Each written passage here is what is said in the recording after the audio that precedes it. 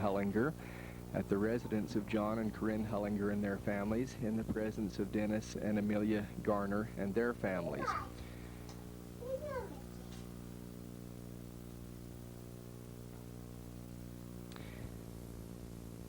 We will ask Hollis Gilbert Hullinger to give us some of his history. Grandmother Grace will volunteer to chime in as she will wishes. ask Grandpa Hullinger to go ahead and give us a little bit of his history tonight, if he will. Well, thank you. It's good to be here with you tonight and see all of you smiling and happy and anticipating Christmas and all of these things that happen at this time of the year. Perhaps I could tell you two or three experiences early in my life that would kind of indicate to you that maybe I've had some protection and guidance in my various activities. Owen reminded me of this not too long ago. We were hauling manure. We had to do it with wagons and teams and pitchforks and all of that in those days, and it was hard work. And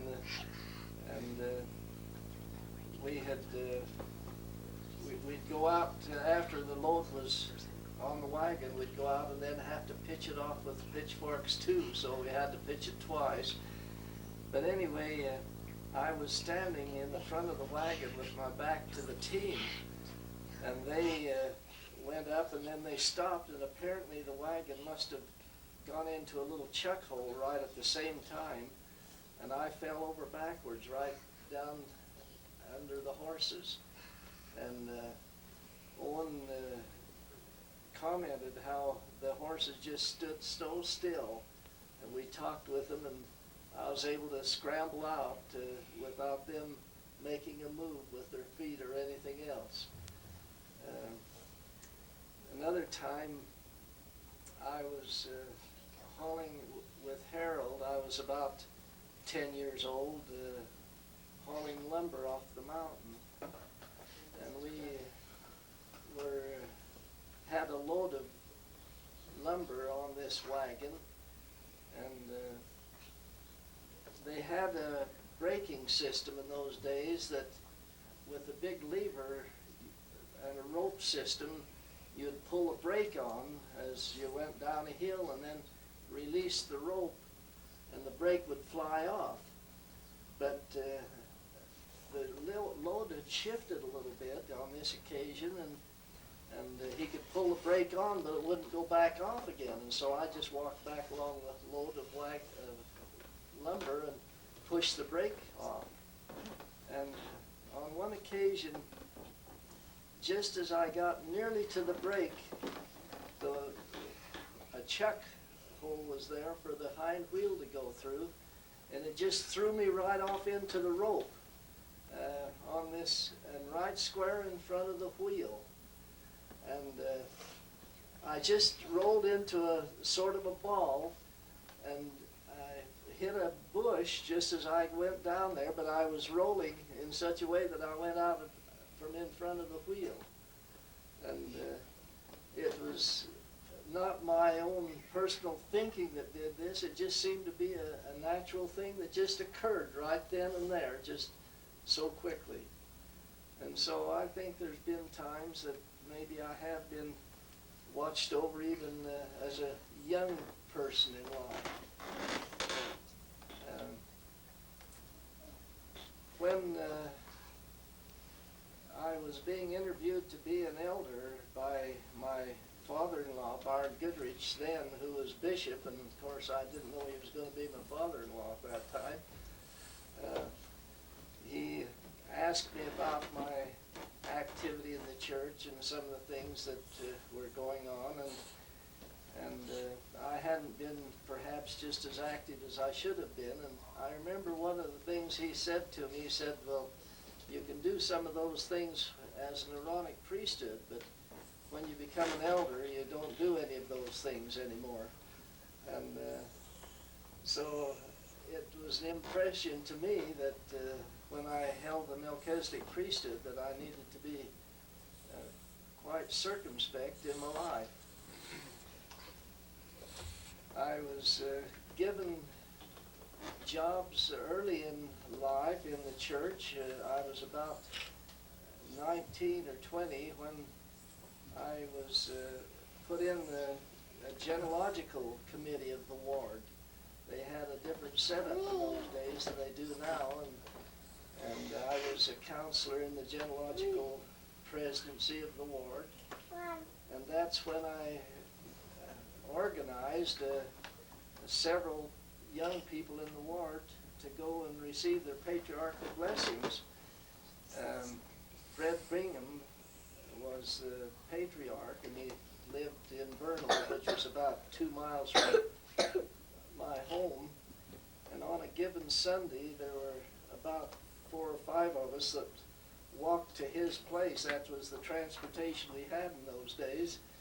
And I received my patriarchal blessing as well as the others did also at that time.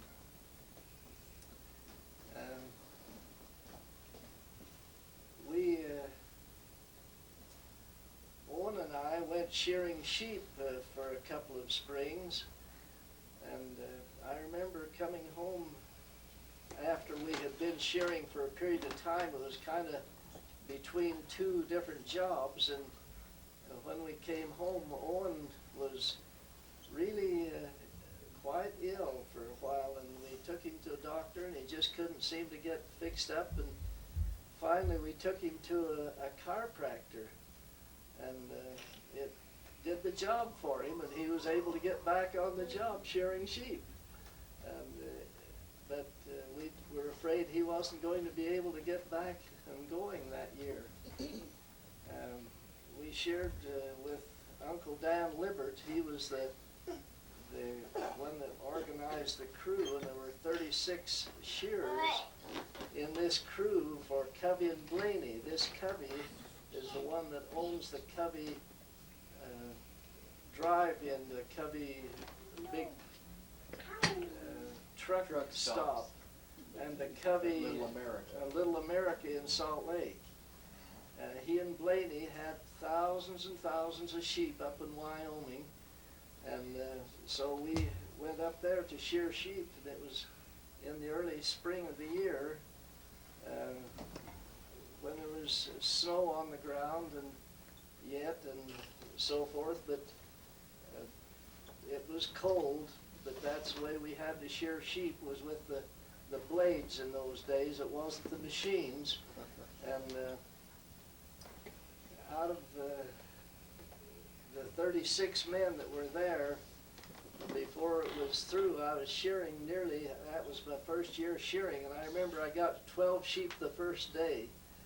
But by the time I was through, I was just about shearing in a 30-day period, right up with the fastest of them. And how many sheep would that be? About 85 or 90 sheep a day. With your hands. With your hands. I And, can't imagine. And we went on up into Du Bois, Idaho, and sheared a herd of bucks that year. And I sheared, I think it was 88 bucks, and they're about 1.5 as hard as a ewe to shear, but I was hard at that time, and they were paying, I think it was 13 cents a head for the bucks. And they paid 1.5 for bucks and 13 cents for sheep. So we made about 18 cents for the bucks in those days. And, How did that compare to most salaries or most wages? the highest wage was $3. A day. $3 a day. So I was making about 5 or 6 times a regular $3 a day wage. Be living it up those days. How old are you? I was 21 at that time. And then that fall was when I went to BYU to school. And that was the only year I was at BYU. And I was on the wrestling team. And I was thrown once by a Golden Allen from the U.S. SU, he took the state in that weight. But anyhow, he was the only one that threw me that year, and I won my Y letter, block letter that year at the Y. Still have that sweater. Mom didn't understand about washing it apparently, and she put it in a little too warm of water, and it shrunk it out of shape, but I still got the sweater. But then we came back and were in Vernal for a period of time, and I became the young men's, they called it superintendent in those days, of the MIA, and I was, at the same time, I was being called, I had been called to take a missionary training course in the state, which they had at that time, preparatory for a person to go on a mission. And our bishop, who was Lavelle Manwaring at that time, talked with me about being the young men's superintendent of the Mutual. And I said, well, you know, I'm taking this missionary training course, and he said, well, maybe we could have a meeting. And he called my father-in-law and Ross Merrill, who were both high counselors at that time, and himself and myself into a little meeting, and we had a real interesting experience. But anyhow, after talking with them for a little while, they said, well, we need missionaries at home sometimes as bad as we do out in the mission field. And they asked me to stay there and take that job rather than to go on a mission. And so recently, some people have asked me at the temple what mission I went on, and I thought, well, I had a Utah mission. And so I've told them that. So you didn't go on a mission at all, really? I didn't go on a foreign mission. Never was called. But anyway, then in 1936 was sustained in that position in Naples. And in 1938, in April, I had a chance to come to Roosevelt and take over the service station. In fact, Owen and I did it together, where the Frontier Grill is at the present time. There was a service station right there where their offices are. But anyway, we came to Roosevelt.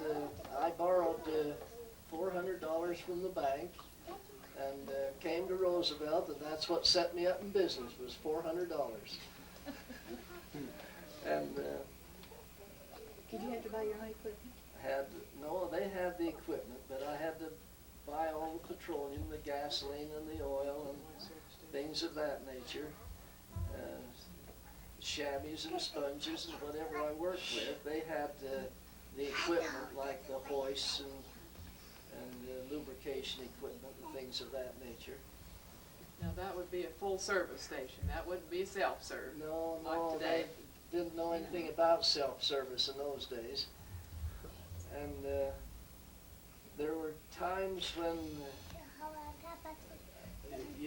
if we sold 200 or 300 gallons of gasoline in a day, it was a pretty good sized day. We had to make our money with lubricating cars and packing wheels and things of that nature, or else we just didn't make out. How How much did was you get, oh, excuse me, how much did you get a gallon? That's why I was gonna guess. About 25 or 30 cents a gallon. I can't What remember. was your Profit? profit? Oh, about 4 cents. That's what I said, about 4 Uh-huh. cents a gallon. About 4 cents a gallon. So if we sold 300 gallons, that'd be about $12 So a that's day. what Marion used to make, And- 4 cents a gallon.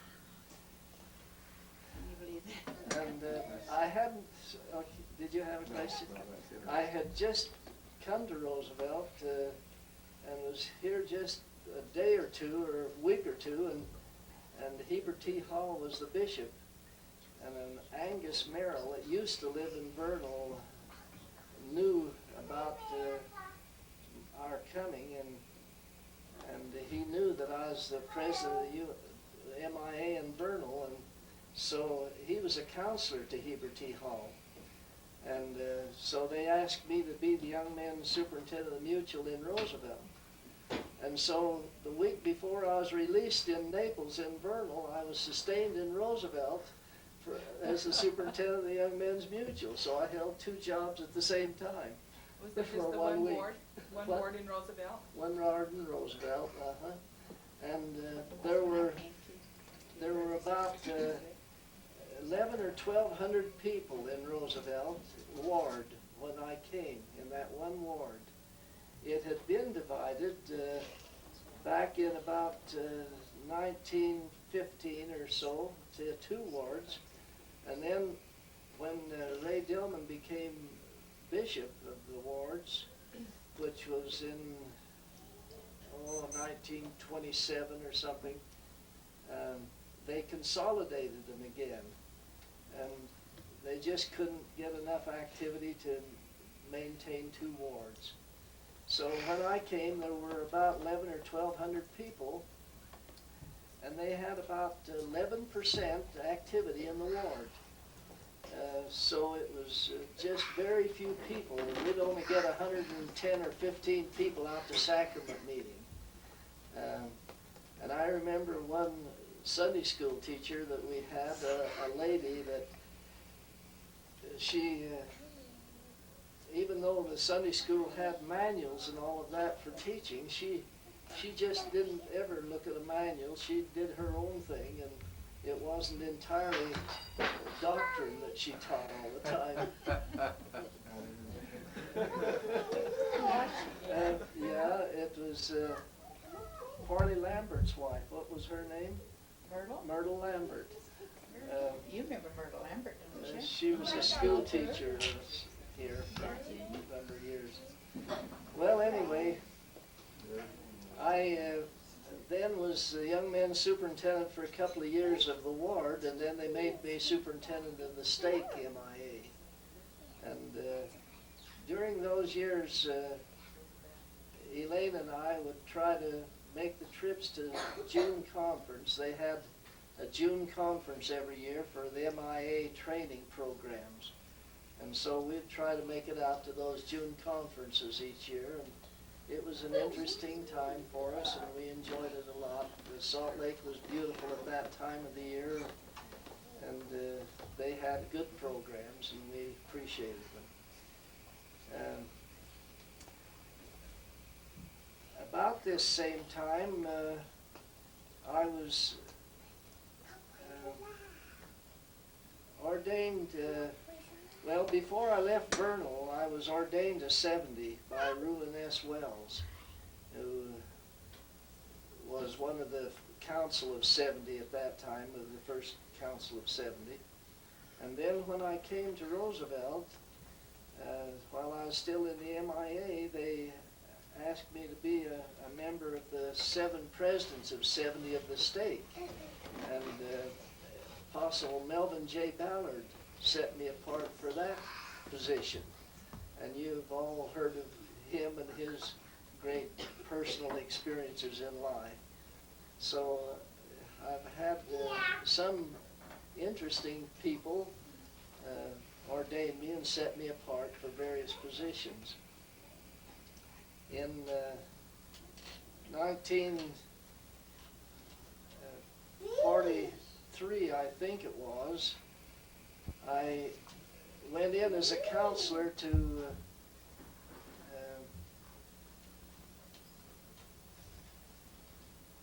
Horace Ritchie in the bishopric. He had moved here not too long prior to that from Heber, and he chose me as one counselor and Ernest Morrison for the other, who was the superintendent of the Sunday school. So he got the 2 stake superintendents for his counselors that time. But it was a hard ward to try to motivate people to really come into activity. Then in and 2 or 3 years after that, he moved from here, and they put Martin Broadbent in as bishop. I don't know how many of you remember Martin Broadbent, but he's my supervisor now at the temple in the sealing department. And he was in as bishop only about 6 months. He had me go back in as his young men's superintendent while he was bishop. And then E.J. Nixon went in as bishop, and I was chosen as his counselor then again. And I was that until 1947. And in 1947, it was during the war years, and Ray Dillman was the stake president at that time. And I remember he called me into his office. I was working in the post office by then. And he called me into his office, and which was upstairs over where the pawn shop is now, that Reynolds Emporium. It was upstairs over that, his office. And he told me that he was going to recommend me to be the bishop of the ward, and they were planning to divide the wards into 2 again. And so it was duly processed, and they divided the wards, and I went in, and President Elder Joseph Fielding Smith ordained me a bishop at that particular time, and in dividing the wards, he said, well, we'll call this the Roosevelt Ward. We won't call it the First Ward, because it is the First Ward, but you just call it the Roosevelt Ward, and the other in the Second Ward.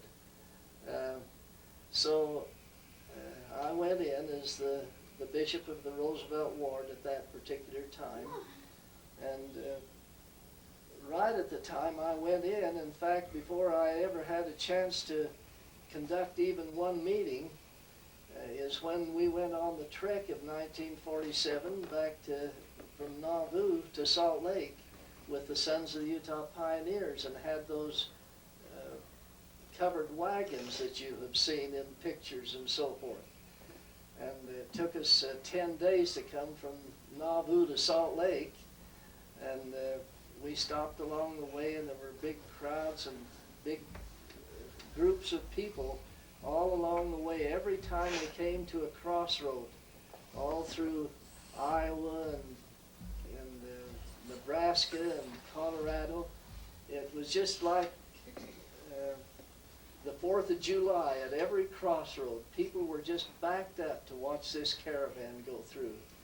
And they had programs along the way, and President Elder, at that time, Elder Spencer W. Kimball was with us, and he talked at a number of these places as we went along. Then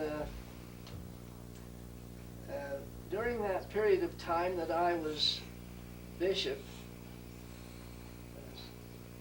would you like to... Let's take a break here All for right. just a minute, and we'll talk about that. Okay, when I was bishop,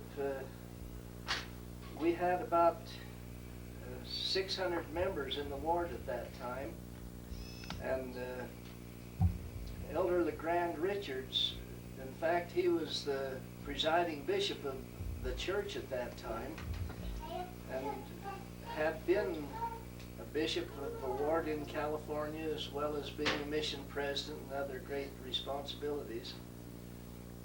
But he was considered the leading bishop in the church, and he came out as one of our visitors, and he called me into a special meeting and asked me what percentage I was getting in the ward, and I told him we were getting 18%, and I thought that was pretty good because we'd increased it from 11 and 12%. But he said, Bishop, I'd be ashamed if I were you. He said, I had a big ward in California, and I got 25%. And So when you consider that with what people are doing today in wards where they have 50 and 60% activity, it makes a lot of difference. And I think the people in general are just becoming more committed to the church than they were back in those earlier days. Well, I was bishop when we acquired the ward farm. A bishop. That's the farm across from where Ruth and Anderton Yes. is now. There was a man by the name of Erdley, a Bishop Erdley, that worked in the welfare program at that time, and he came out and urged us to buy a farm. They had been talking about it for a long time, and finally we decided we'd better get with it and do something, and so we found this 80 acres that belonged to Joseph Lambert out south of town, about a mile and a half, on the east side of the road, just beyond the big wash out there. And he sold that to us for $100 an acre, or $8,000. And that was a lot of money to have to rake up in those days. We had to get a loan from the church. They gave it to us without interest, but we had to make payments back on it to the church, and we did it out of the money that came in off the crops that we raised. There was a big forest of cottonwood trees on the place at that time. And so, among other things, we had to clear the trees down and as well as doing a lot of farming and other things of that nature. And then when I went in as stake president, which was in 1949, I'd been a bishop just 2 years. I'll tell a little of that later, but I'd like to continue with this farm business for a moment. We put Randall Stewart in as bishop of the ward, and he was down there helping him clear some of these cottonwood trees out. And as one was falling, instead of him just stepping around back of the tree, he tried to outrun it. And a limb, about a 3-inch limb, hit him on the top of the head and killed him instantly. It was a very sad affair. His wife had 3 children, and we were so sorry. I remember when Dr. Larson and I had to go tell her about this, and you can just imagine what a shock that was to her. And Myra has never remarried. She reared her children and took care of them, and has stayed a widow all these years. But going back to my call as a stake president, they had the bishops and high counselors and all come in to a special meeting during the afternoon at the steakhouse, and Bishop Elder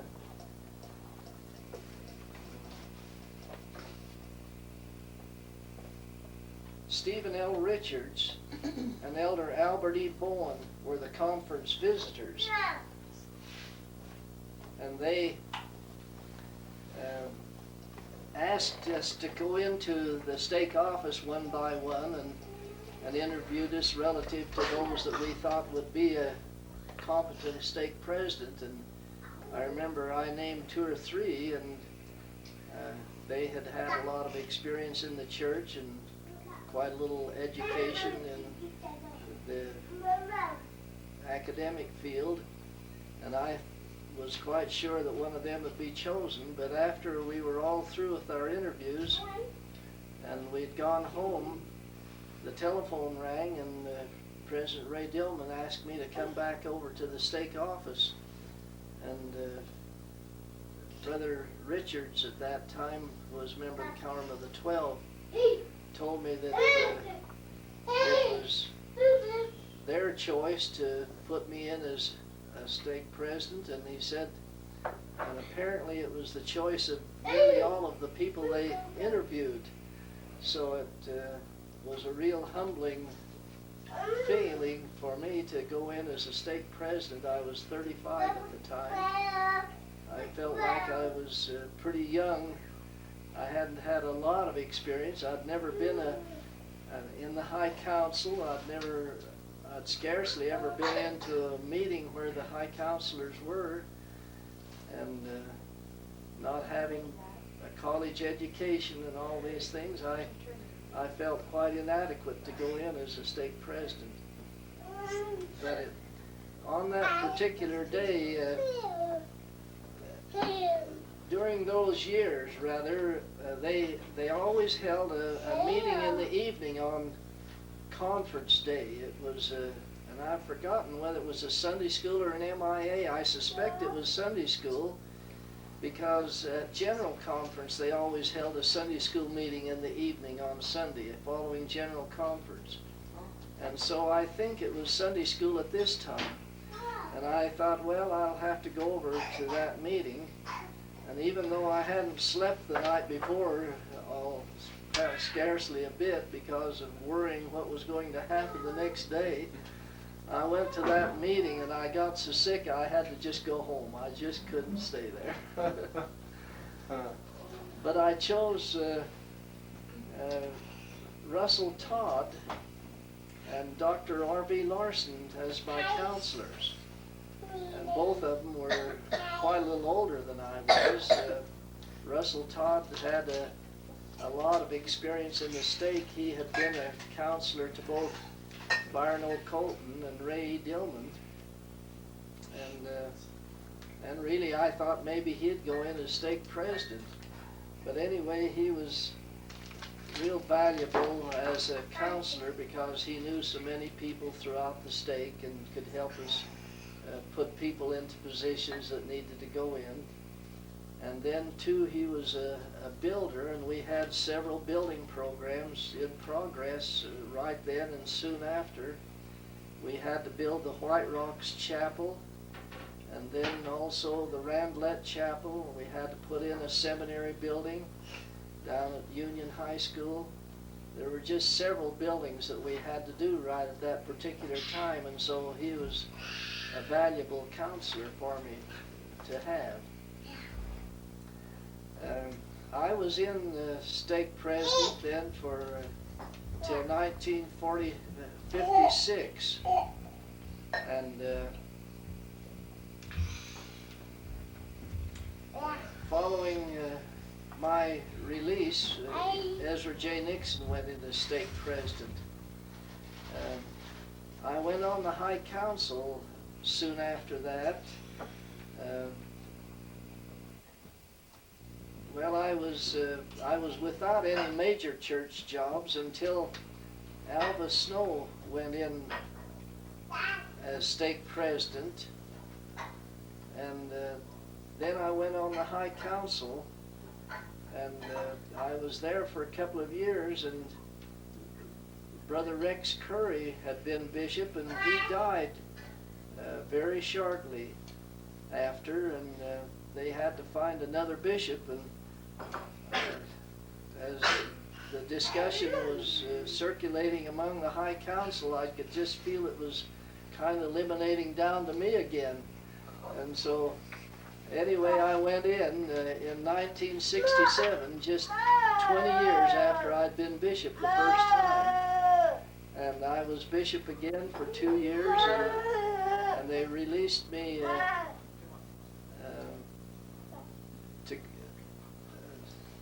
from that position and put me back on the High Council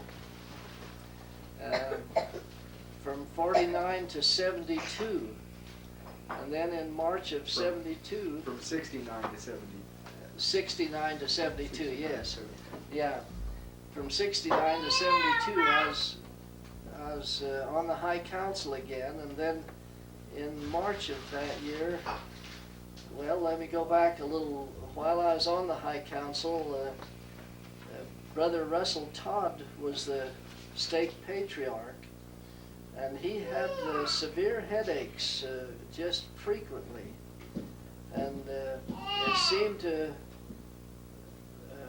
aggravated to whenever he'd give a patriarchal blessing. Dr. Buxton sat by me on the High Council, and he was aware of Brother Russell Todd's problems. And just almost weekly, there would be some discussion about the need for a new patriarch in the stake.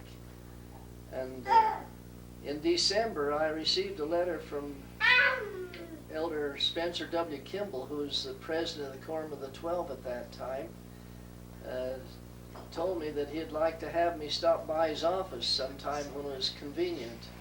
And, so this was on a Monday the 13th, I think, that I got the letter, and it had been written on the 10th, but I hadn't opened the mail. In fact, I'd been away from the office at the bottling plant for a few days, and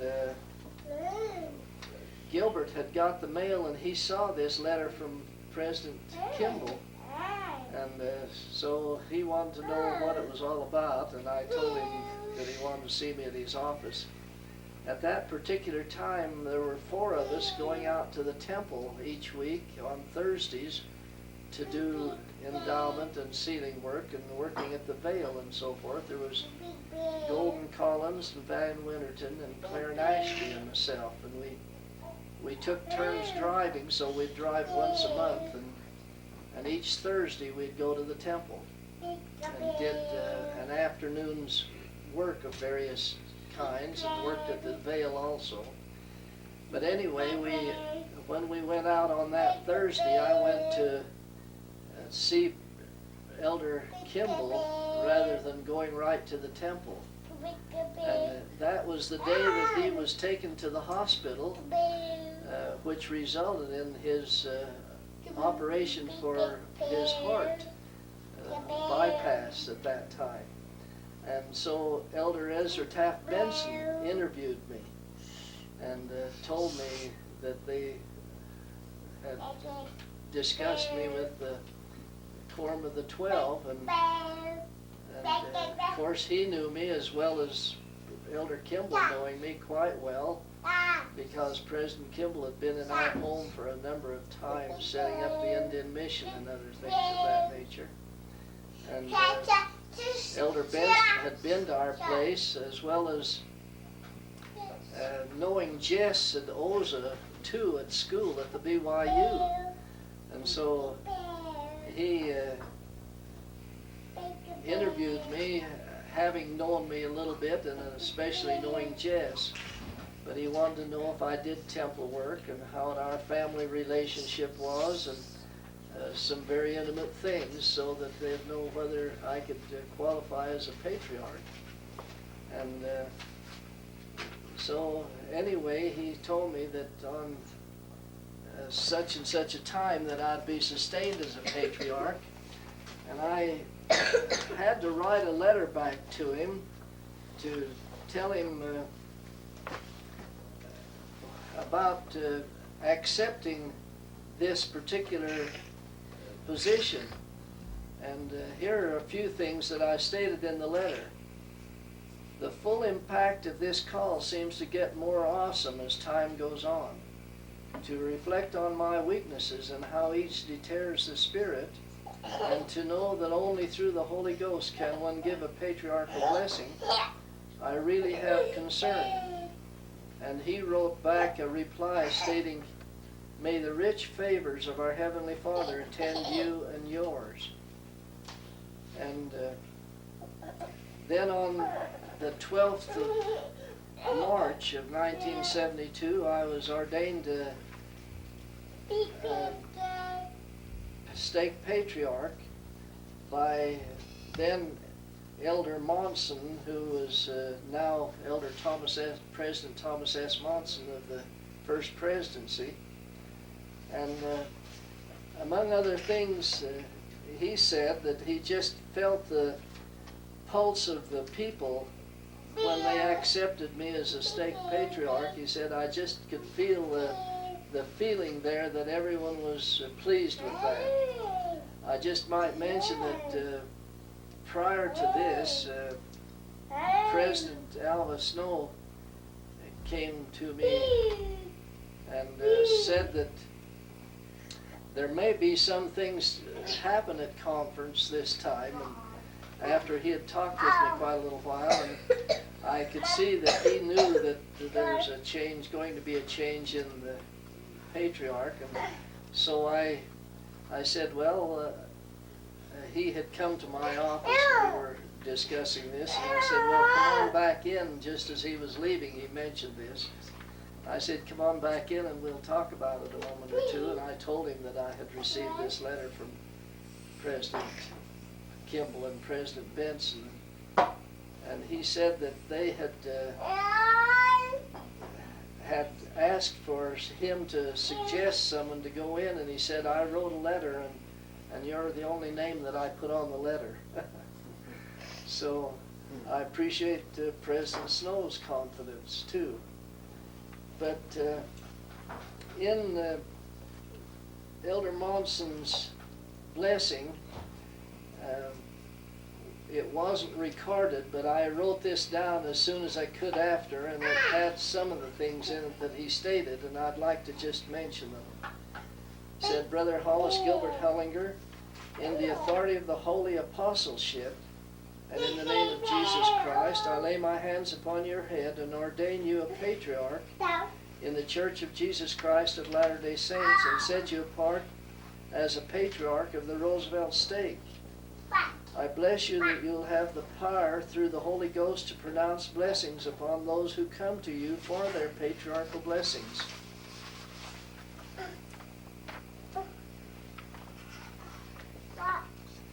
And you will have the discernment to declare the lineage without doubt. That had been quite a concern of mine, because there's so many different ones that I wondered about if I could tell what the lineage would be, which one of the tribes of Israel. So it was a comfort to me to have him make that statement. The life of the recipient will unfold to you, and you'll give comfort and assurance to those you bless. The Lord will bear you up your right hand, and he will bear up your left hand, and his holy angels will be your companions. I bless you with health and strength to perform this calling as the Lord expects. As you lay your hands upon the head for a blessing, you'll have the inspiration to give that person his blessing. Then that inspiration will be withdrawn until you give the next blessing. Now that's interesting, isn't it? And then he sealed those blessings upon me in the name of Jesus Christ. There was a number of other things too that were stated that were very interesting, but of course it was a long blessing, and I didn't get it all down, but I did write some of those things that I remembered. That's really very interesting. How many patriarchal blessings have you given since then, do you know? I just gave the 1,039th, I think it was, yesterday. So there's been 2 great big awards. And I will have probably 2 or 3 more the rest of this year. And then I have a book full of blessings that I need to take into the general church historian's office. This is the 3rd book that I have filled. And so when it goes in, then I'll start a new book again. So you know, as a Catholic, There's about a little less than that, a little over 300, about 330 pages to a book. Then in 1977, I was asked to work at the Provo Temple, and I went in as an ordinance worker with Elaine, my wife, from July of 77, and she worked with me for 2 years, and then she had to quit on account of her mother's health. But on January the 18th, which is Teresa's birthday, 1978, I was set apart as a sealer by President Spencer W. Kimball, who was the president of the church at that time. And he, having been in our home a number of times when he was stake president, he recognized me in the office, and he put his hands on my shoulders. He had set apart two others prior to me.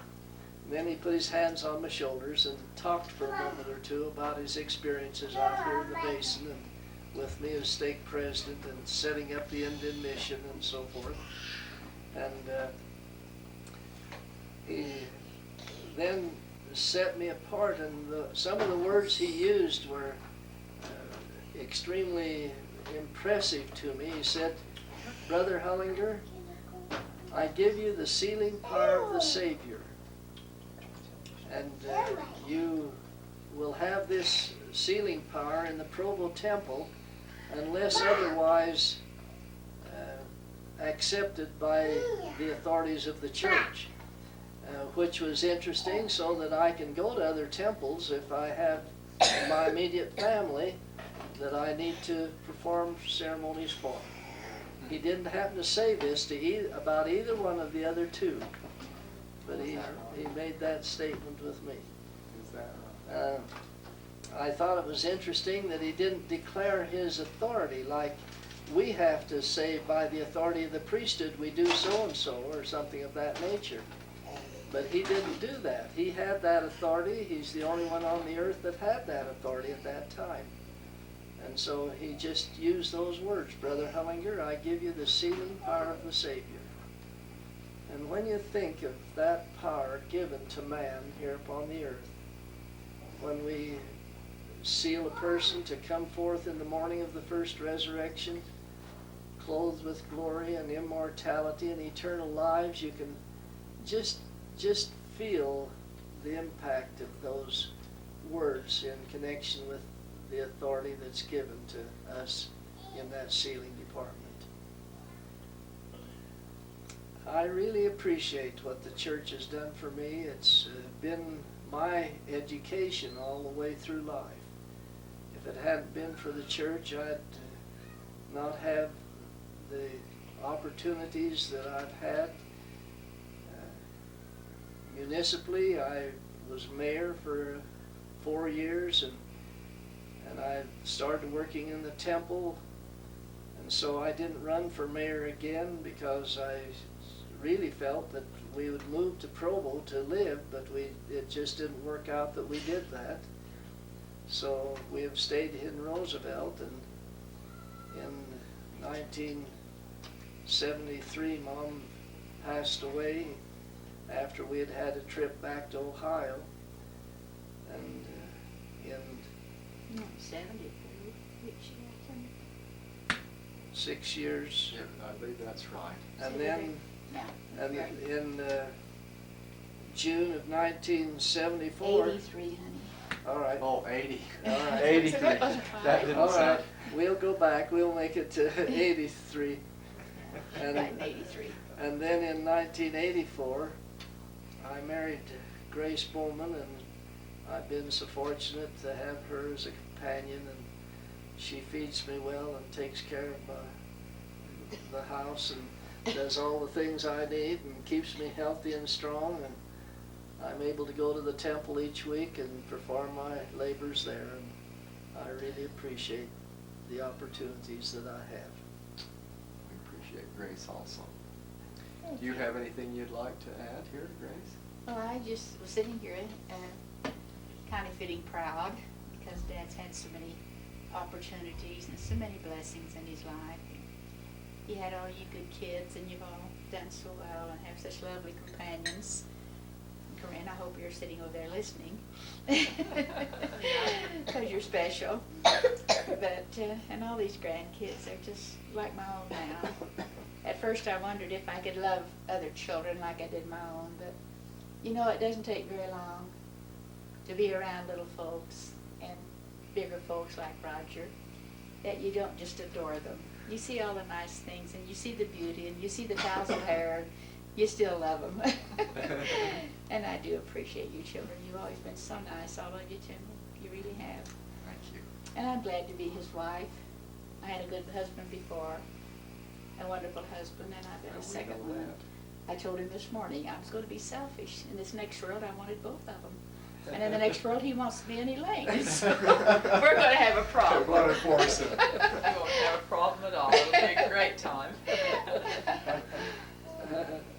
Dad, is there anything in your own patriarchal blessing that you would like to say anything about? Do you remember? One of the things that it mentioned that I would work in the temple, and that has really been a comfort to me to know that it stated that and that things have worked out so I could do this. Fortunately, when I sold the bottling business in 1972, while I've built some buildings and done a little investing here and there, it's turned out so that I've been able to meet my expenses, and we've had sufficient income to do whatever we needed to do.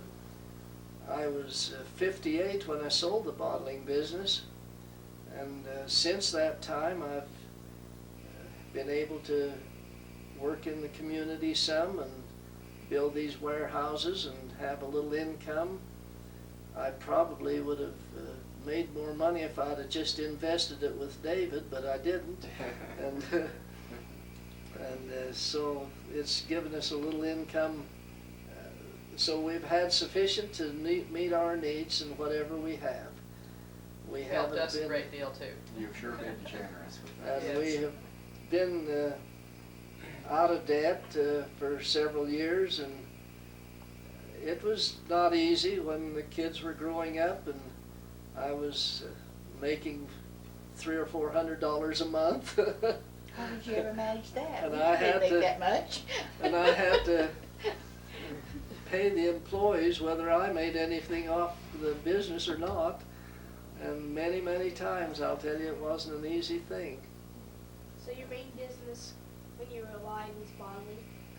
I got the bottling company in 1957 and kept it till 72, so I had it for 15 years. And now I've been out of it since 72, so I've been out of it for 17 years, which is longer than I had the business. But I had the insurance business before that, and I had a car dealership. I was a clerk in the post office for a couple or 3 years. I had a civil service appointment. I had taken the civil service exam, and I was a permanent employee in the post office, and I could have stayed there till I retired, but I just couldn't stand to punch a clock. Every time that I had to go in, I had to punch the clock, and if I was 15 minutes early, that was fine, but if I was 5 minutes late, they deducted 15 minutes from me. And it just worked on me wrong, and I couldn't stand it. Sounds like John. Is he that way too? There's one or two other things that I think might be interesting to you. George Washington was the only president of the United States that died before my great-granddad Hullinger was born. He died about 25 years before great-granddad Harvey Cole Hullinger was born. That's the doctor. Uh-huh. You remember that, Alan? You gave a little talk on Yeah, him. but holy. And I was 10 years old when he died. So Dr. Hullinger and I have lived practically the life of the United States of America. And Joseph Smith, the old doctor, was baptized in 1844, 2 years before the prophet Joseph was killed. That's the year he was killed, was 44. Wasn't it? Yes. Yes. He was baptized in 42. Yes. He was baptized in 1842. He was born in 1824, so he was 18 years old when he joined the church. Died in 1926. And he died in 1926. He died at 101 years old. Alan gave quite a report on him in his school, and so he knows a lot more about the old doctor than I do, probably. He But wasn't. Go ahead. No, I was going to say, he wasn't too awfully much older than my father. My dad was born in 1856. So you see how old my own father. Your own My own father? dad. Born in 1856. Well, Oh, And my mother was born in 1882.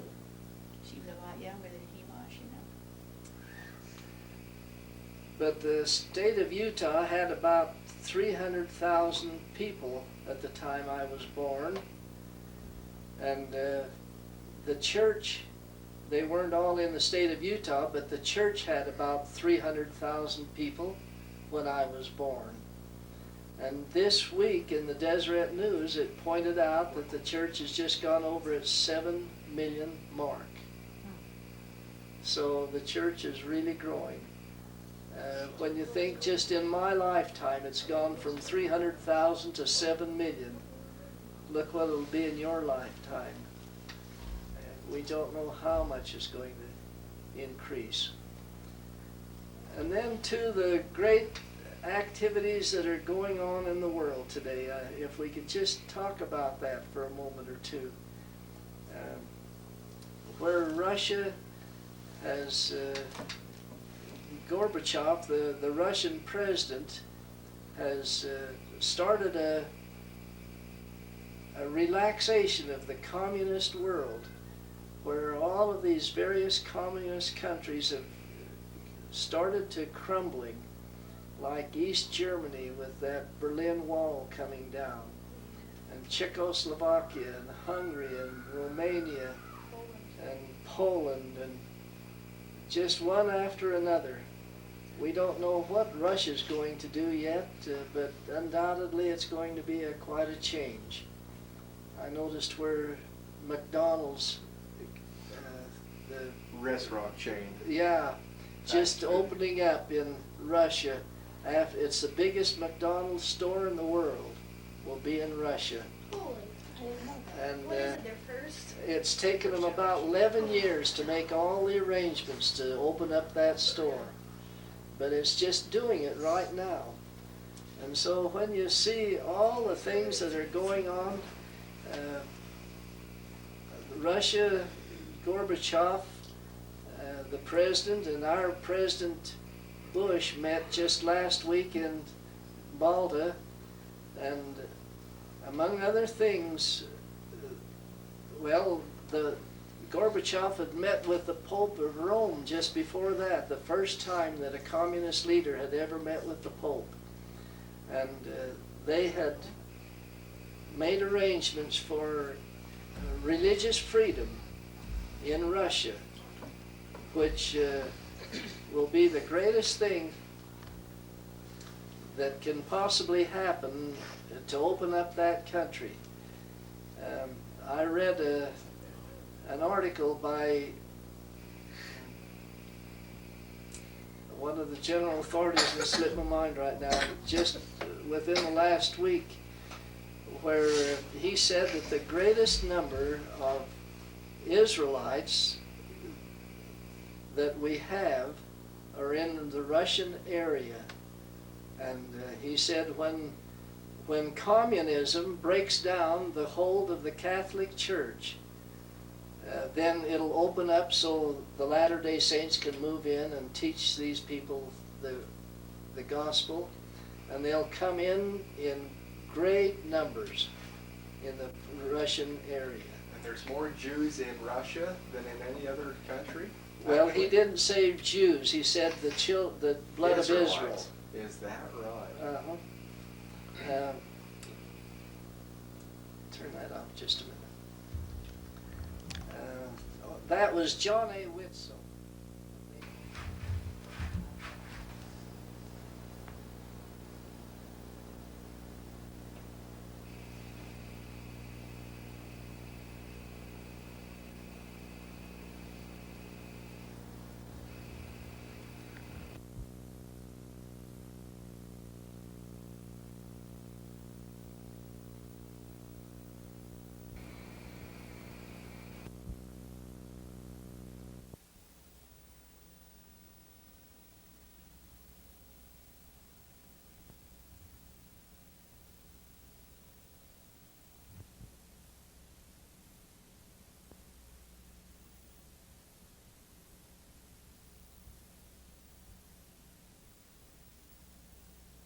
and Gilbert, grandmother Hullinger, couple of children, Harold Hullinger, Everett in the middle with Harvey and Carl,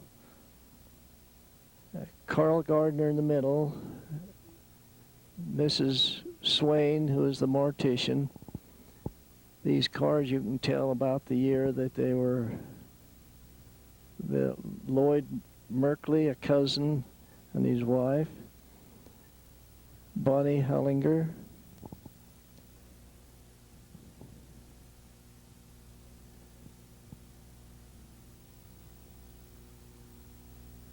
This the casket, of course. I think this is Byron Goodrich. He was the bishop at that time. Mrs. Swain stepped up to the bier.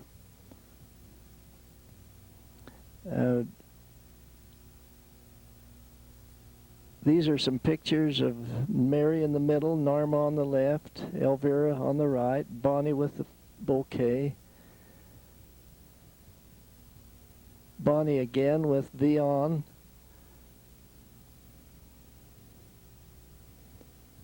That's my 1937 car in the back. Mother Hullinger in the middle, Vion McLean, Norma Jean, Uncle Dan, Uncle Jake Libert, Owen, Arvel, Jess, Ivan, Carl, Everett, Manwaring, Vion in the car.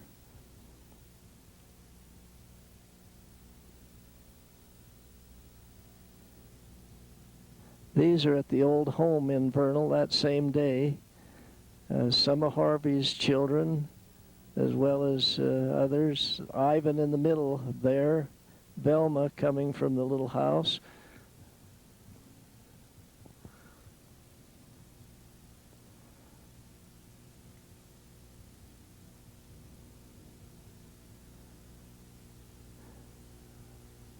These are the places where we could, if we could get the music on to right fast. This is Faye on her mother's lap.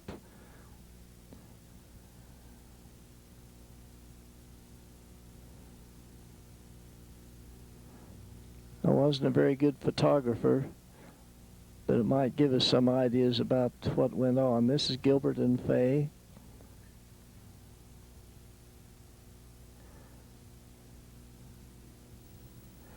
Nolan Savage at the building of this building with A.W. Burt in the back. Gilbert handing bricks to A.W. Burt, the brick mason.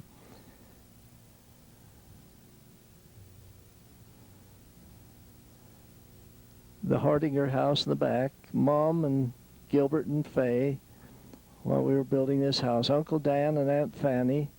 This is at Mother's funeral now. In 26th of December 1947. So we've jumped 3 years. Ross Merrill in the middle. He was the bishop, I think, at that time.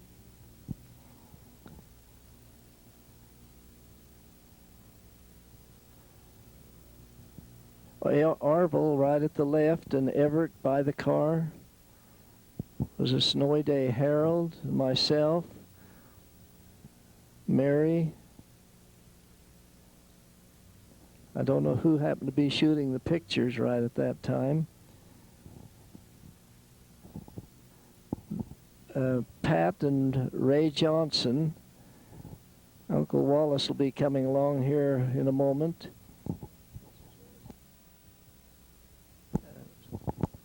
Sherma in his arm.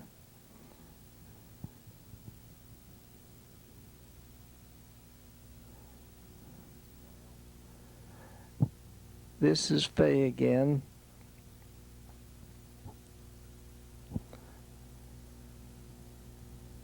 Lynn Goodrich is taking her out of her walker.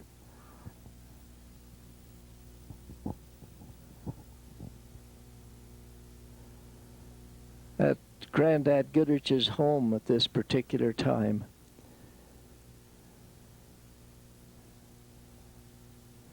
These are some of our children as well as Wallace and Leela's. That's Doug McLean, and Dick Hullinger, Bonnie running over to the right, the old chicken coop that I built in the background for 500 baby chicks, and we went into the winter with 200 laying hens, and it was a real prosperous business for those days. Kids enjoying a little fun on the lawn in the snow after grandmother's funeral.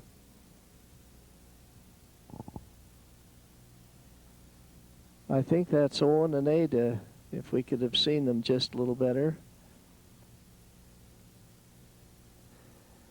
It'll have some pictures as flashback here with Grandmother Hullinger in it. Of course, that was before her demise. At Christmas time, prior to her death, which was just a few days before her death.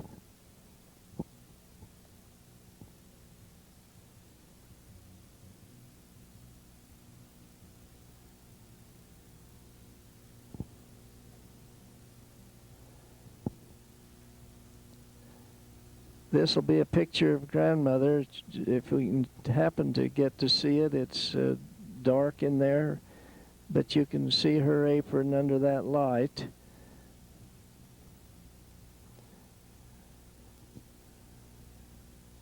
Now we're back at the building of this house.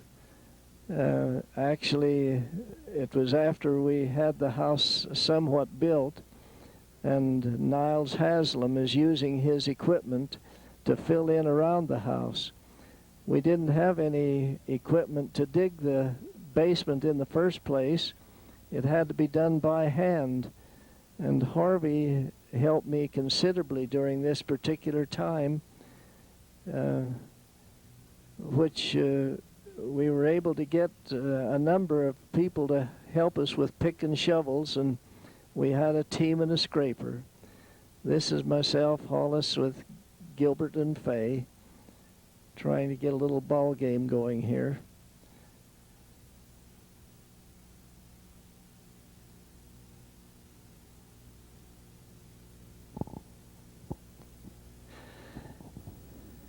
Now coming out of our house down by Orser's, this is Hollis and Gilbert and Fay. 1941, we had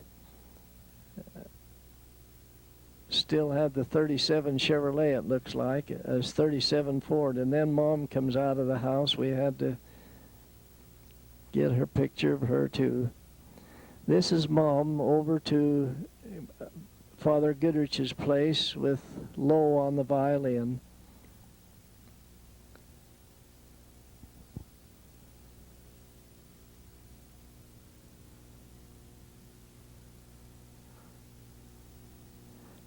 Fay jumping on the couch.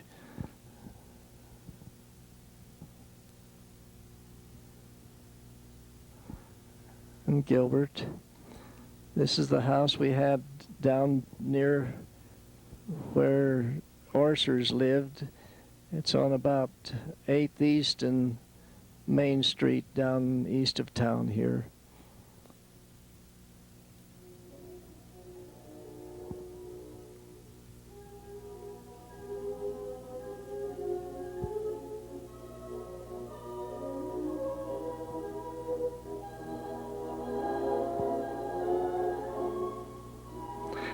This is Gilbert sitting in a high chair, and Fay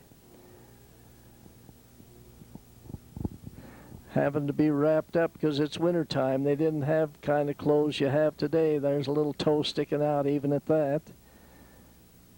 You'll see Mom giving him some grapefruit here in a moment or two.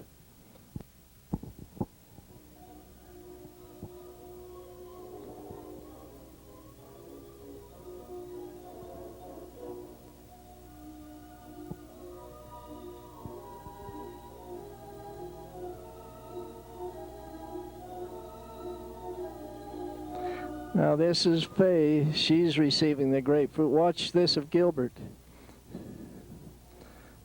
Gonna try it again, however.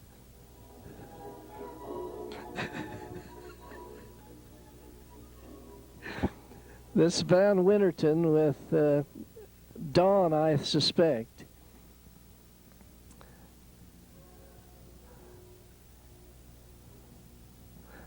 Gilbert, Mom and Teresa and Gilbert. Don Winterton.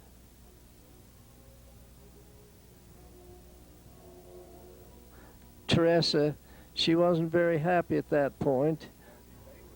Faye, yes, Faye, I'm glad you mentioned that. Gilbert, that's the con wagon across the road from the service station. It's on the west side where the Wagon Wheel Finance Company is today. It was the biggest machinery company in the basin at that particular time. Owen worked for them while he and I came to Roosevelt to take up over the service station together. It just wasn't enough to keep us both going, and so he went to work for the con wagon. And that's Gilbert and Faye down by the service station and the motel, Harmston's Frontier Motel, where it is today. We have the service station there. Note the pump-up gas tanks, pumps in the rear there. You'd pump it up to the top of the glass container, and then it had a gallon mark, down 10 gallons in that full container. Jess here with Harold's only daughter, that was Vanita that he had with him. This is Faye again.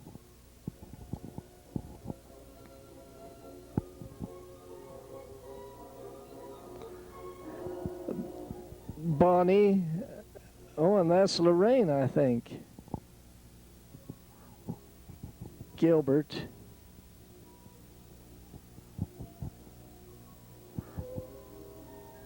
And Faye. They're playing with some chickens. This is at Owen's place, at our old place over to Vernal. That's the hen house in the back. You can tell from the log standing on end. We'll see a brief picture of Owen here in a moment. These are cousins, Harold's and Jess's. That's Owen there feeding the chickens.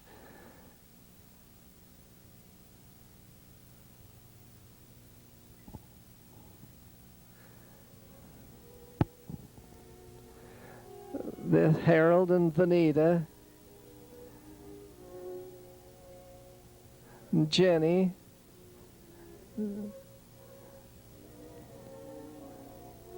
Jess, met them there.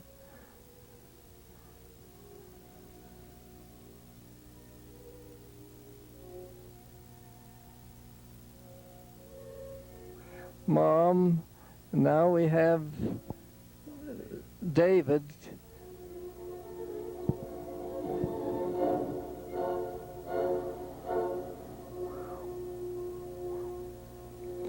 Gilbert on his trike out in front of our place. You can see the little house on the left down there, which is still standing. Myself, Gilbert, Faye, and David. We had a hay stack and a cow in the backyard with a little chicken house back there and a garden, as you can see. The lawn wasn't doing very well yet. A lot of patches of dry and no lawn in them. It took us a long time to get the ground so we could grow anything around here after we built the house.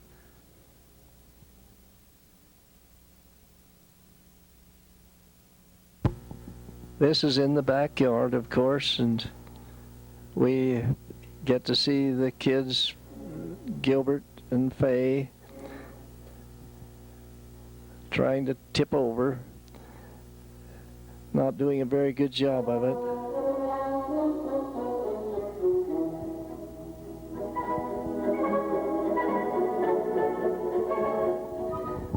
This is David now that's shown up with the kids. Gilbert wondered why his holes just grew in those trousers.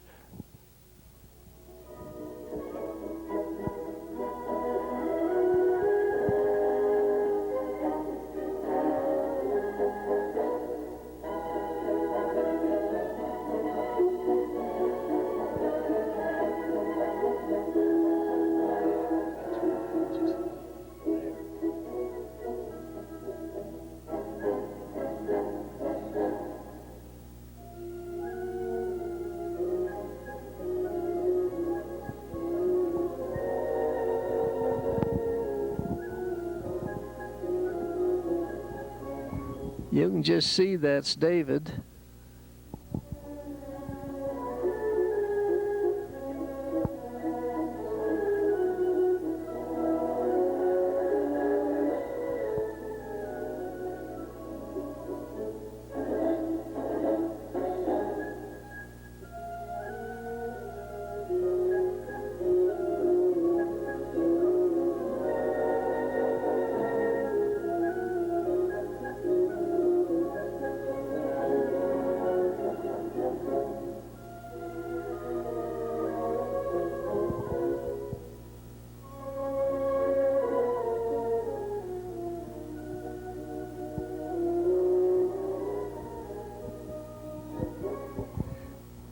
Now Mom with the little ones, David learning to climb around.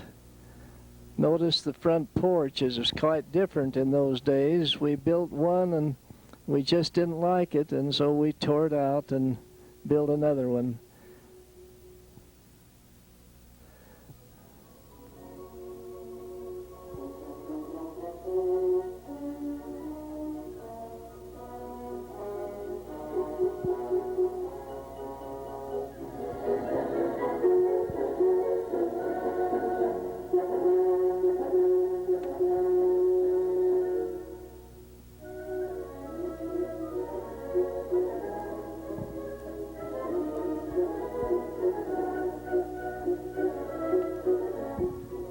Faye was always a little motherly kind. She took care of the little ones as best she could all the time.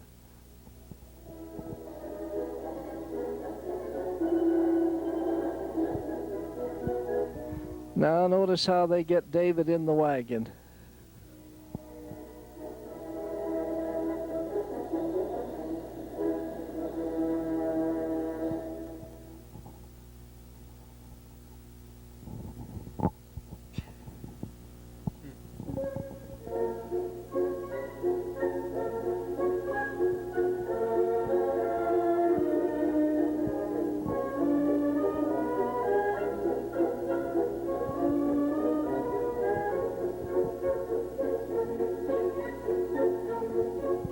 I don't think they ever got him in. This is up at Big Springs in Uinta Canyon. You can see the water trickling in the background there. A little stream of water down below where Mom and the kids are. Gilbert, Faye, and David.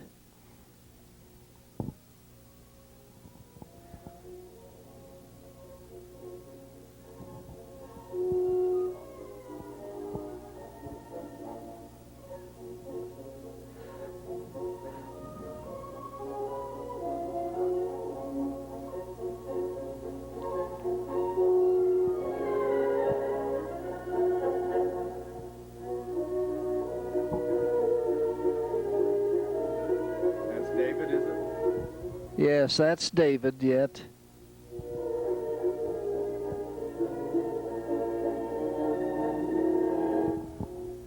Gilbert just can't get his trousers pulled up.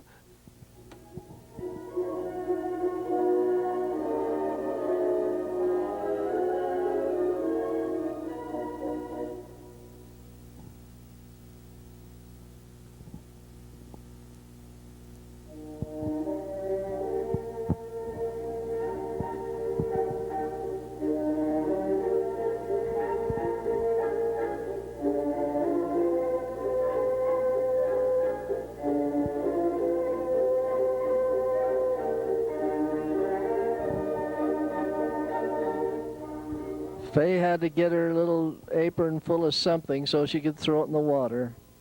Now we're back at our place here in Roosevelt, at our sweet pea patch in the corn. We had a nice garden and beautiful flowers. Gilbert and Faye.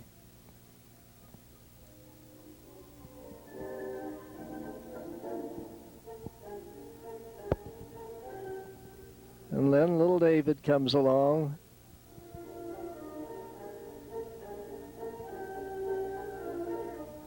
Notice their loves in those days. Saggy baggies.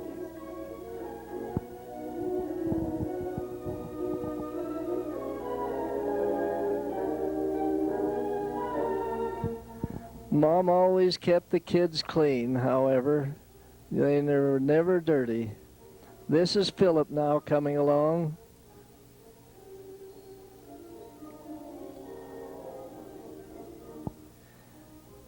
We had a race to the doctor, with the doctor to Vernal the night Philip was born. We called the doctor in Roosevelt, and she was going to Vernal and meet us there at a convalescent home and a maternity home. And when we arrived, we had gone over on a real slick, windy road. It had snowed and frozen, and she had to go to Randelette to see a patient on the way, and she just almost didn't make it. And so I called a doctor in Vernal, Dr. Eskelson, and he came just as she came, Dr. Miles from Roosevelt. So he thanked us and went on. This is Bonnie. Philip now with Faye, Gilbert and David. Mom.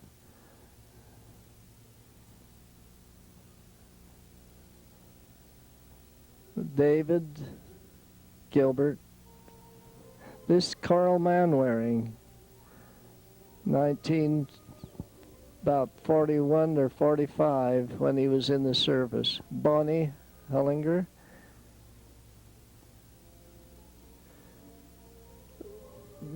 Enid's two daughters, Mary's granddaughters, Jess, Harold, Arthur,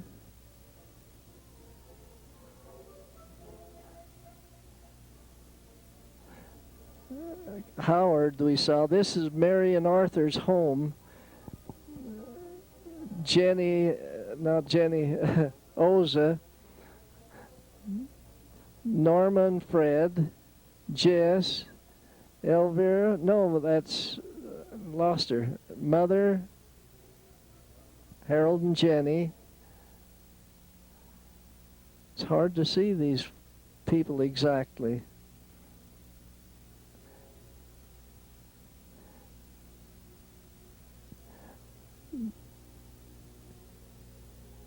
Mother Hullinger, Fred, Norma, Oza,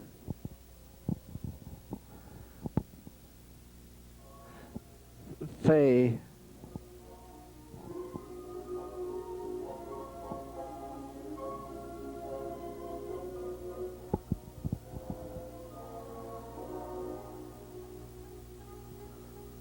that's Mom with the coat on, Norma.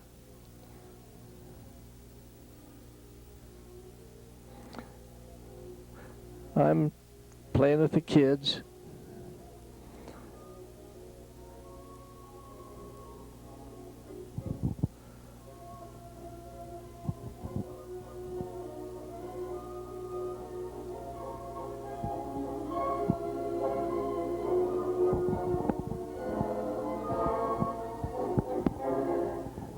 Arthur, this is his home, as I mentioned.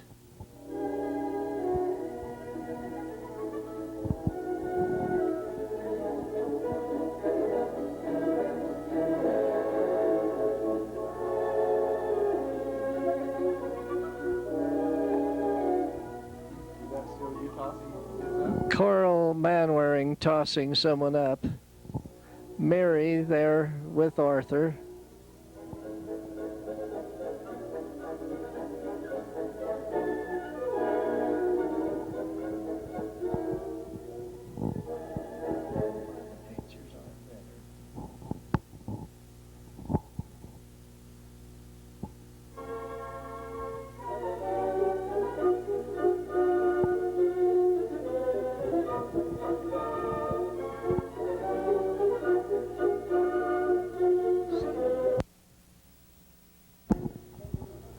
This Philip and David. Whoop.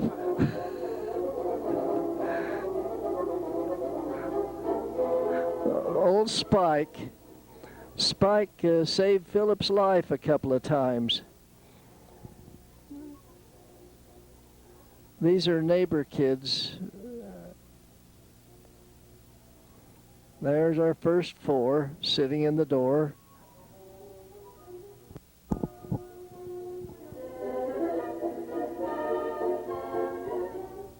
Elva Broderick was by them there. Philip having a little run around.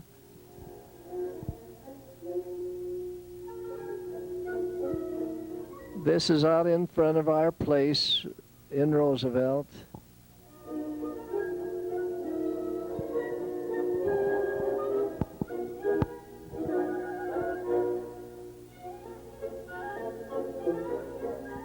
John showing his prowess. A couple of Broderick children again. Gilbert. It's easy to call a roll.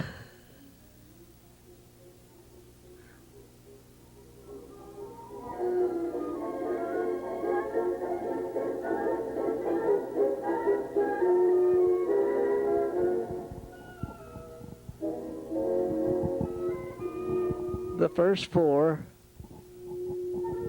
with Spike. Philip fell in a ditch down east of our home and went through a culvert, and Spike was going along just really barking, and a neighbor boy came along and saw Philip and pulled him out.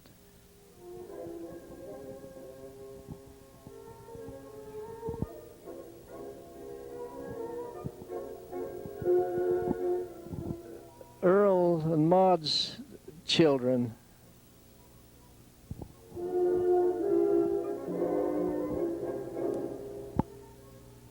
In California at Pasadena, Mom and I went there on a insurance convention. This, however, is at the Mesa Temple. That's Paul Nelson with his daughter Diane and son Richard.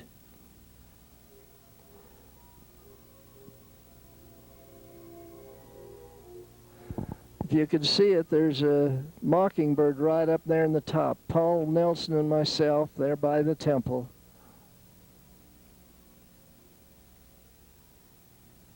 See the mockingbird? Mom with Paul Nelson and Diane. Bernice Nelson with the hat and her daughter there by her. Faye was in the middle there too. Notice the flowers. What a beautiful place, that Mesa Temple area.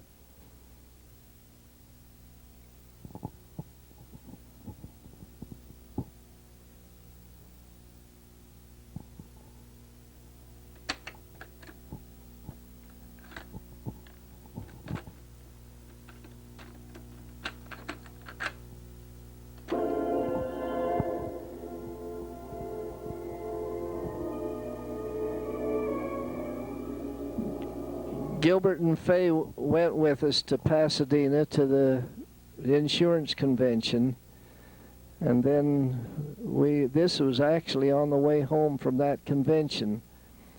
I think we'll see some pictures at the convention a little later. When they assemble these, they didn't quite get them in order. This is the petrified forest in northern Arizona. Big trees just petrified. There's a whole forest laying on the ground, some of them standing a little, but not much. The Painted Desert.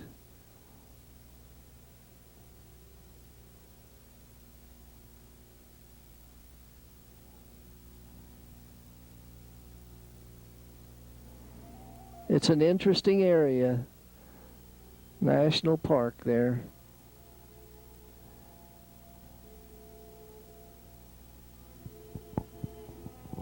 an Indian hogan. We stopped there on our way back, and the Indian let us go into this hogan, actually.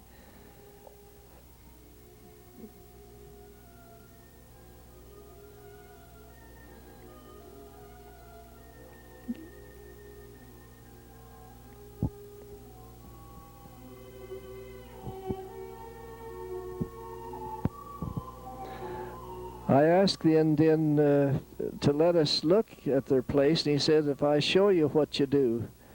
And I said, well, we're from Utah, up by the Ute Indian Reservation, and we'd just like to see some of the things that you have here. And so he showed us around and took us back to his home and let us see the sheep in the corral, with a dog there to guard them against coyotes.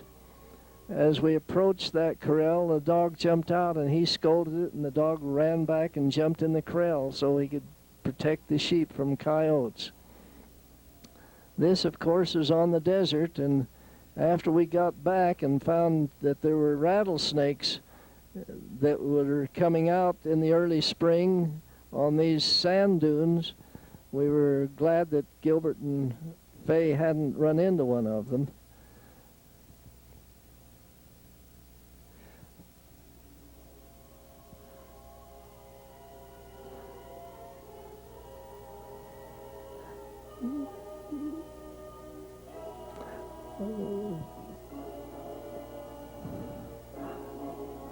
I think this is at Hoover Dam.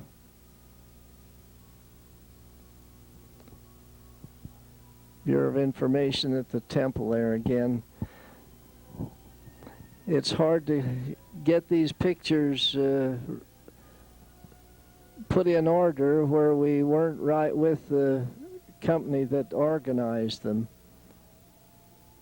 Now we're back down at St. George, I think.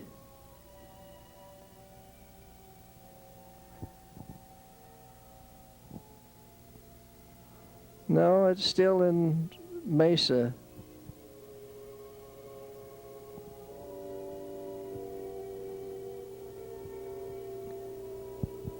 Back at Mesa again.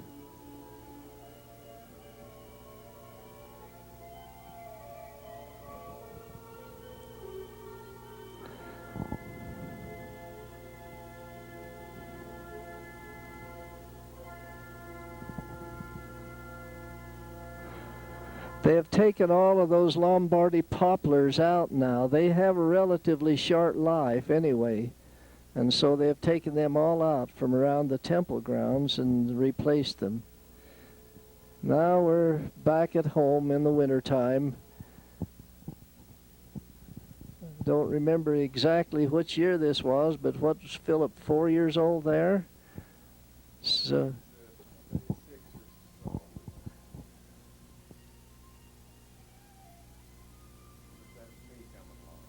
well, this would be in 1939.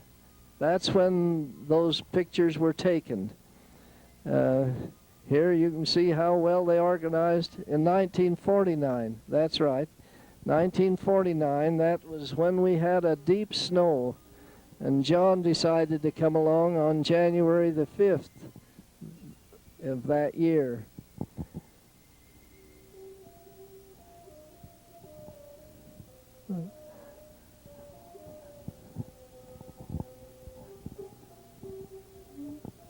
This is John. He had a ball almost from the time he could move any place and do anything. Little dog that we had there with him.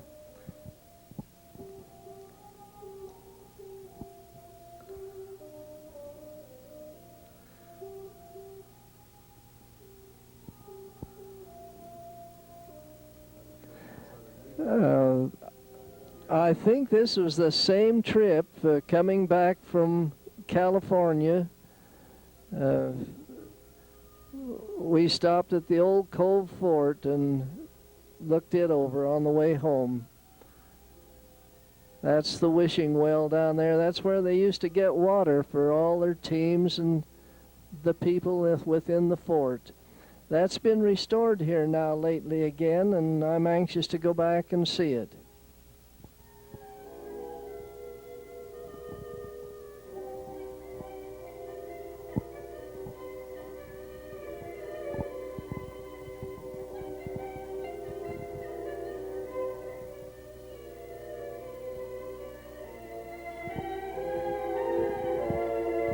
This is the Thunderbird Hotel where we stayed on our way to California.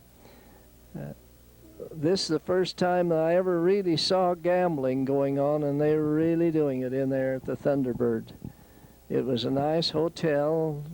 Northern Life Insurance paid our transportation and staying. It was a nice vacation. Dutch Cannon, who was my supervisor in Northern Life, Gilbert and Fay, out by the swimming pool. At Pasadena, this is Dutch again. Looked like I even got in the water once.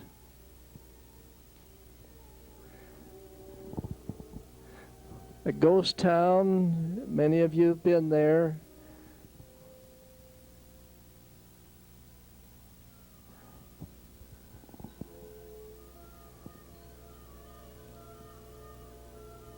Mom sitting up with the driver and Faye waving her hand.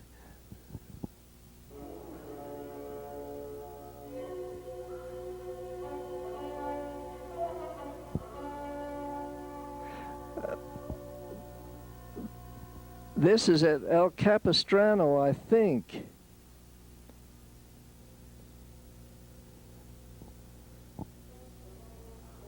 Myself and Mom strolling along. I guess Gilbert must have shot the pictures.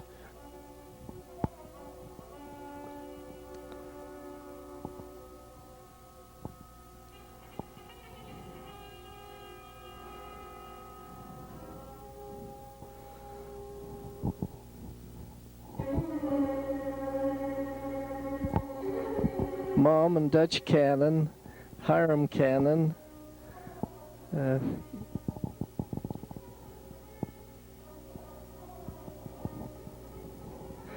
Manuel Swayze. He was an interesting fellow from Alaska. He sure had the bear stories to tell.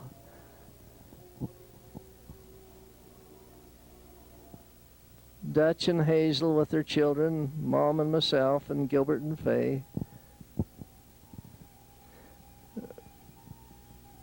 These are the tar pits in California. La Brea. Okay. Near Los Angeles. Huge bear.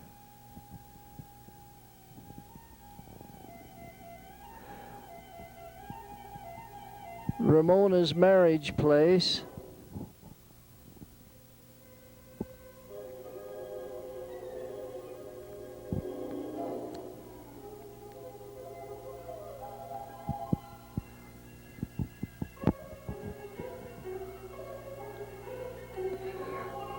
California has lots of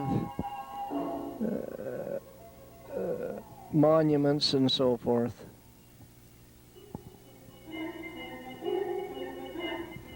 San Diego at the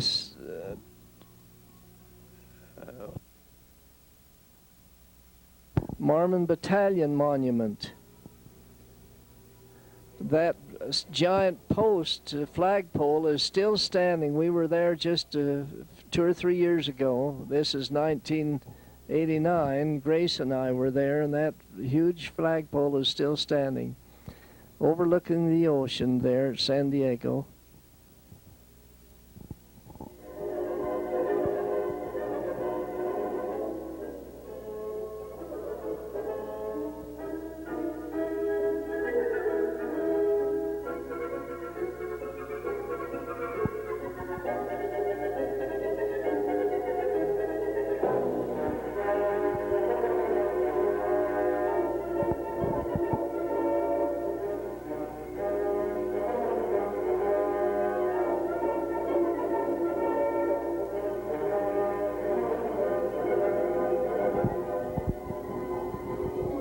wish I could identify every one of these places.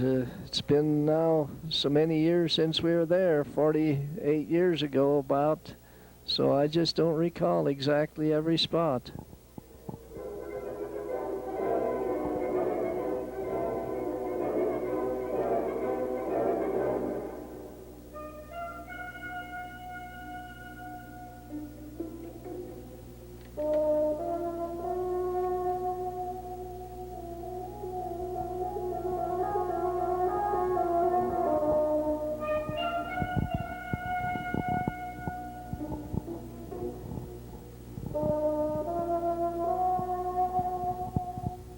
Out in front of our garage, the Philip and one of Lowe's. Which one would it be? Oh, Lacey Harris. Yes, Lacey Harris. My, you ought to see him today. John and now Teresa.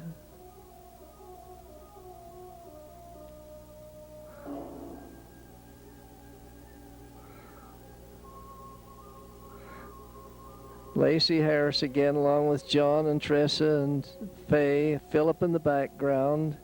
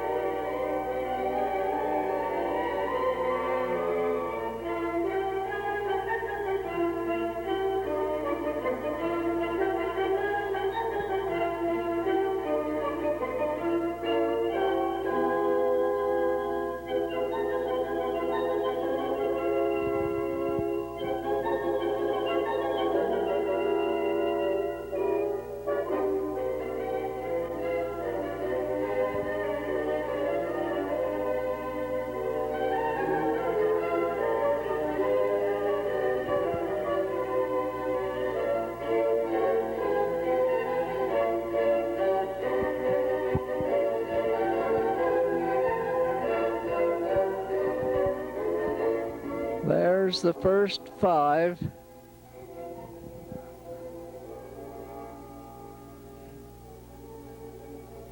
Oh, first 6 now. Okay.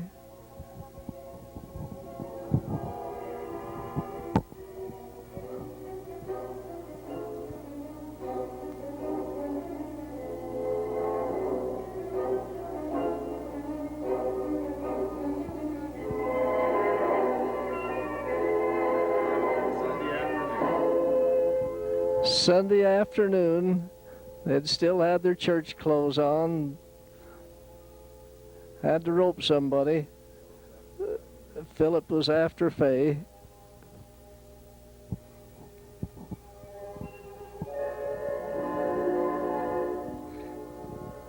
Didn't have to wonder about activity when things were going on around our place. There was always something happening. John constantly with the ball.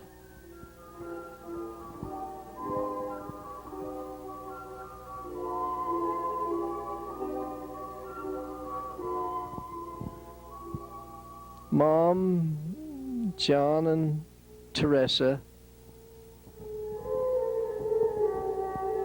Wasn't that a beautiful winter that year, too?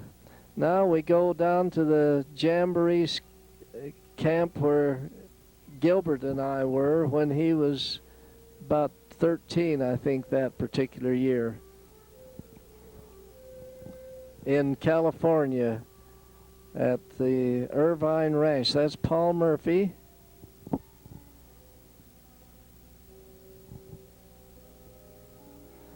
I was a scoutmaster and Paul was also. Here we have one of the fine hearses of the days gone by. Paul's going to be part of it here.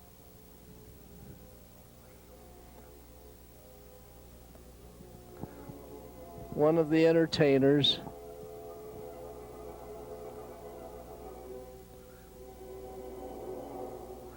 I can't tell you where this swimming pool was. It wasn't at the Jamboree. I just don't know where it was.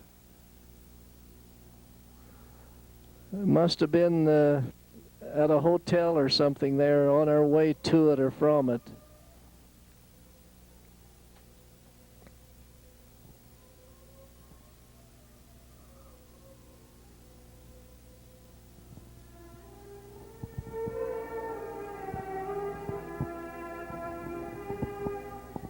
This is Dixie. That's down at St. George, and that's where that swimming pool was. I don't know just how they got these pictures in this order, but that's what that was, the swimming pool at St. George, on our way home from the Jamboree. This the St. George Temple.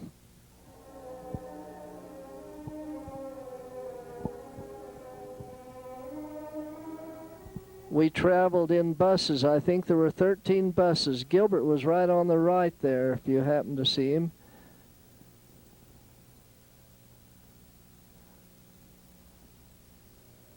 Paul Murphy again.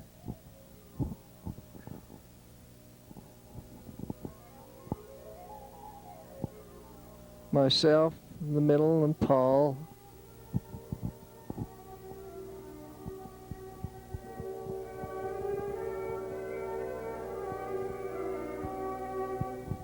Now we're back at our place here with our kids. This is the horse Ginger. Gilbert putting Teresa up on, and then I guess John goes next.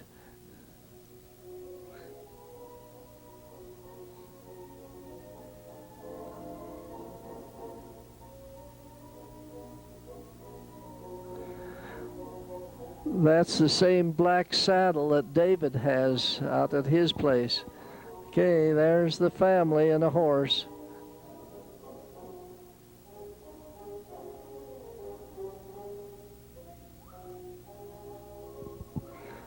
This is one of the celebrations here in Roosevelt, probably the 24th of July.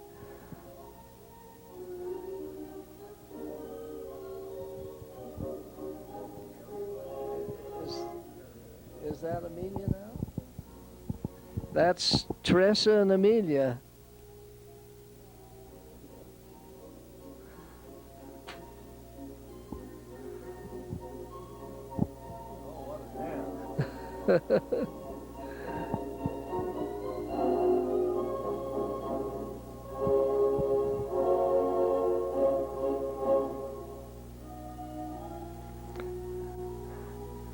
Little Amelia.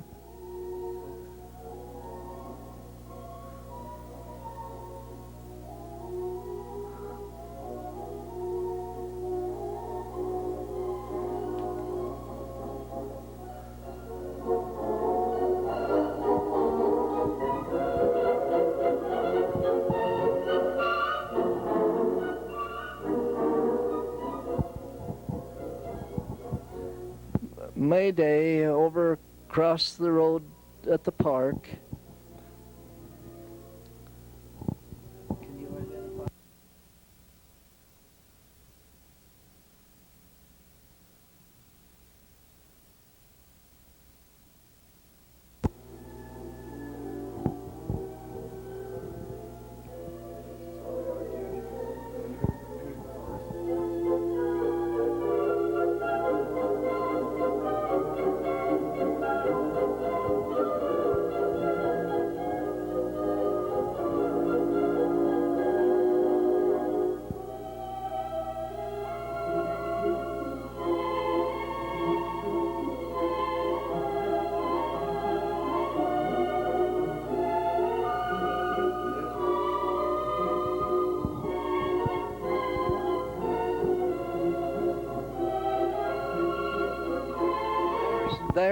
There's Gilbert right there.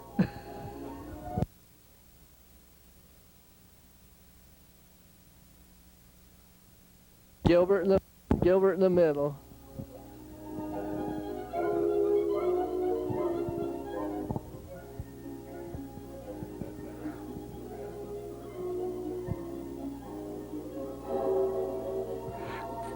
Sister Bergner, one of the teachers.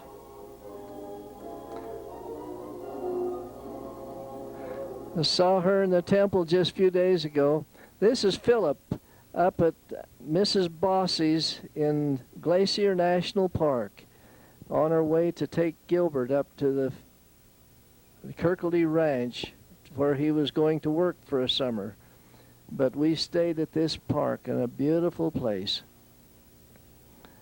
See the pines across the lake there. You can't tell when the picture's upside down.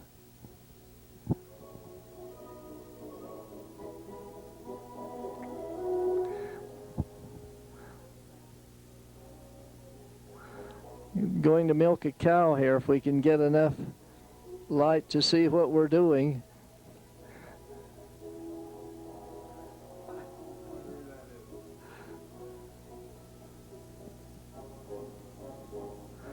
I think that's Philip. I think they got this picture a little bit out of sequence. There's Father Goodrich.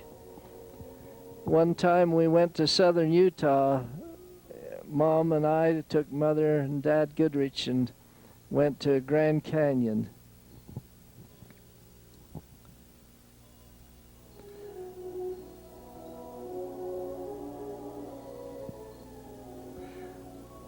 Zion's Park.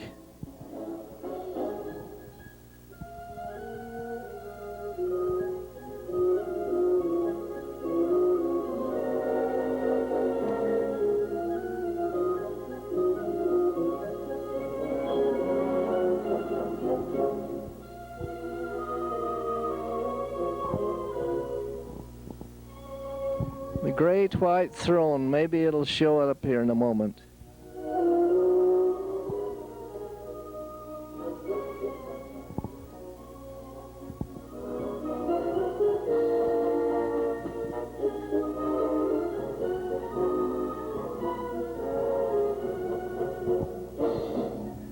I think this is Cedar Breaks on the way home. After we left Cedar City, we went that direction.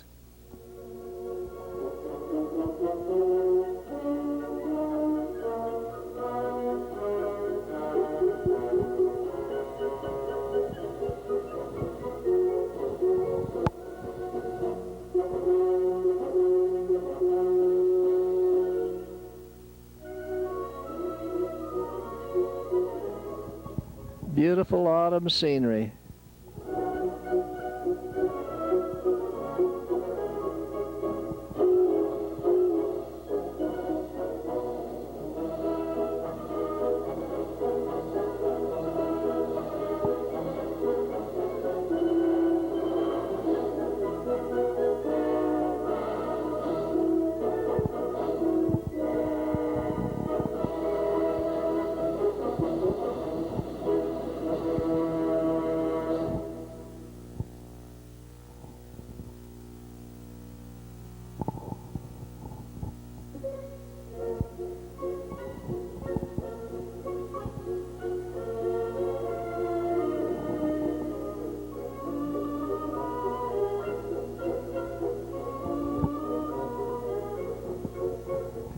Looking down from one of the overlooks, we see Father Goodrich, and Mom will get out of the car there. We had a Buick automobile at that time. It was I think a 47 model.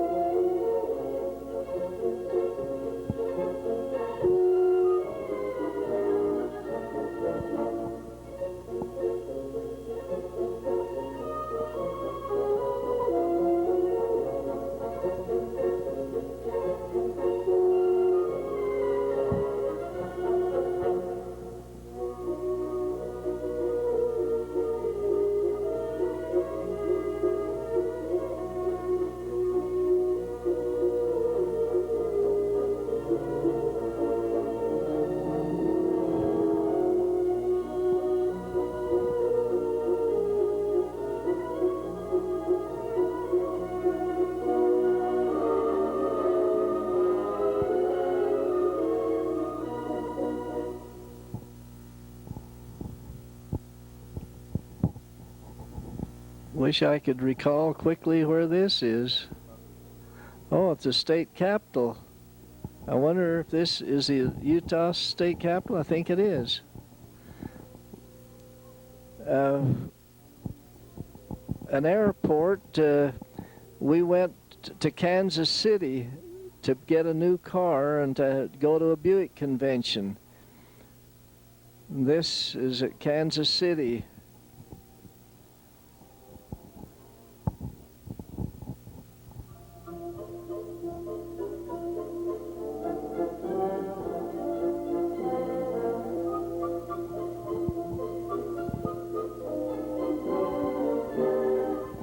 Yampa Valley, out east of what's the springs? Steamboat Springs, Colorado. This is Mom. Isn't that a beautiful valley, Yampa Valley?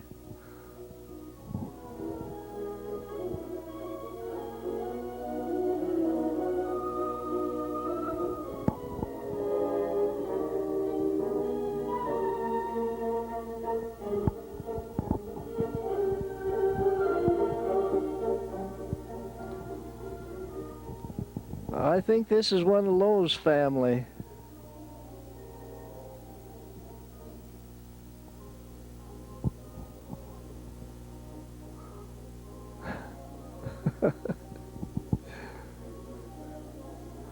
I can't tell. Harold and Fred. Harvey, it's Harvey and Fred.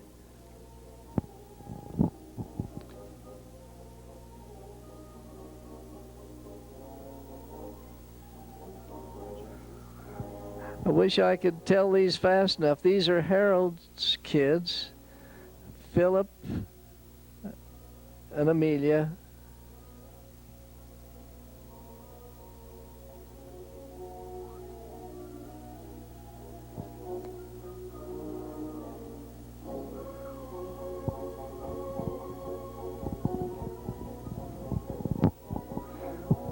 Amelia.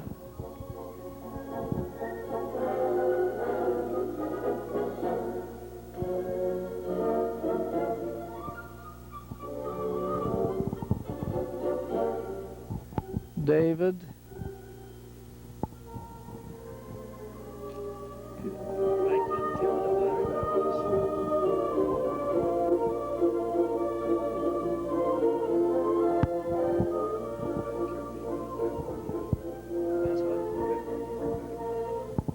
That's Amelia.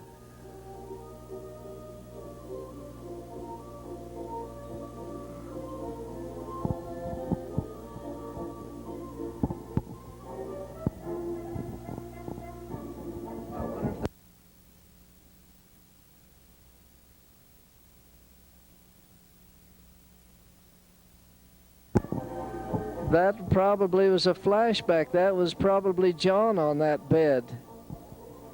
This is Gilbert. This film is a little out of sequence again. Gilbert and Philip and David.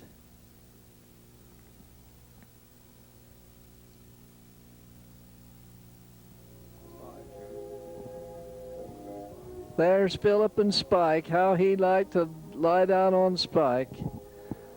Another time we were down to the farm and had a real big ditch full of water, and Spike was just really making a fuss, and the Betts over the fence came over to see what was going on, and there Philip was floating down this ditch.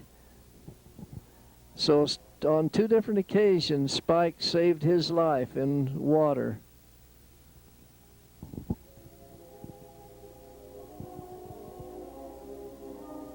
Faye, Philip. Oh, this is when I was going on the trek of 1947.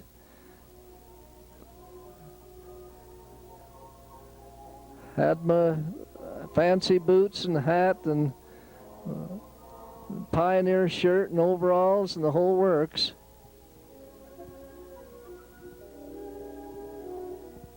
I went with Ray Dillman E.J. Nixon, Heber T. Hall, and myself, the four of us, went back as far as Vermont, the birthplace of the prophet, and then we came all the way back through and met at Mount Nauvoo about 10 days before on the 24th July 1947. That's Ray Dillman. And she went with us as far as Washington, D.C., and then stayed there. Mrs. Dillman did. Heber T. Hall, E.J. Nixon. E.J. and I each took a car, and at a certain point we left my car, and we all rode with him on back and then picked up my car on the way back.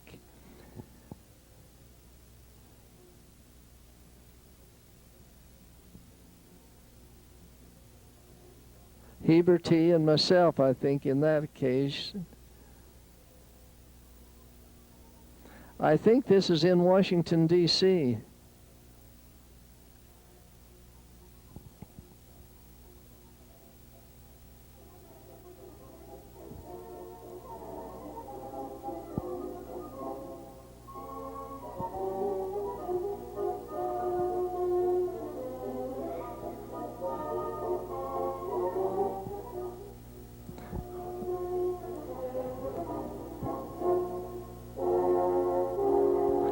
I just wasn't a very good photographer in the early days. I shot too